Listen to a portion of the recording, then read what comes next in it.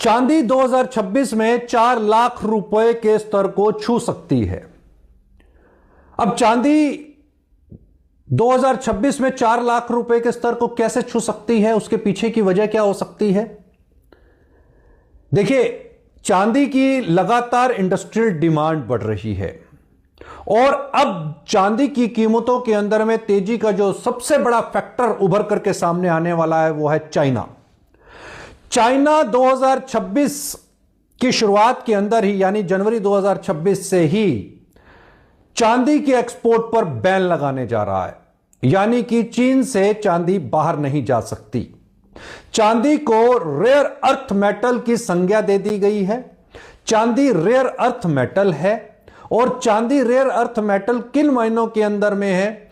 चूंकि चांदी का लगातार प्रयोग ईवीज के अंदर में हो रहा है, चांदी का लगातार प्रयोग बैटरीज के अंदर में बढ़ता जा रहा है, चांदी का लगातार प्रयोग आपका स्पेस साइंस के अंदर में बढ़ रहा है, चांदी का लगातार प्रयोग आपका आईटी इंफ्रास्ट्रक्चर के अंदर में बढ़ रहा है।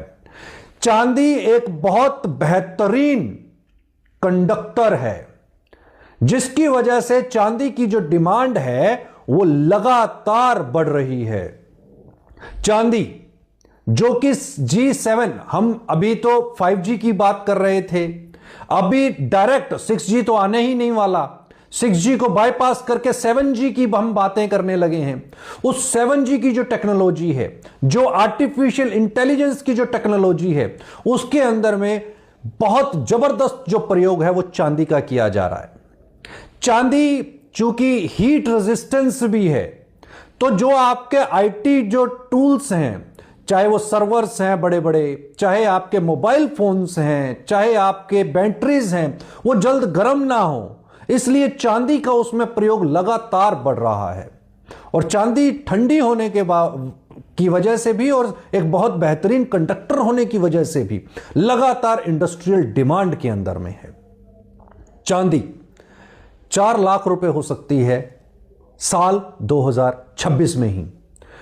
चीन के अंदर में चांदी बैन होना, एक्सपोर्ट उसका बैन होना, इस बात की तस्दीक करता है कि विश्व के अंदर में लगातार चांदी की जो प्रोडक्शन है वो भी, उसकी अवेलेबिलिटी भी कम हो रही है। और हो सकता है कि बहुत जल्द भारत भी ऐसा कोई फैसला ले ले कि चांदी से बनने वाले ऑर्नामेंट्स और चांदी का जो घरेलू उपयोग है उसके ऊपर पे रोक लग जाए और केवल इंडस्ट्रियल यूज में चांदी यूज हो।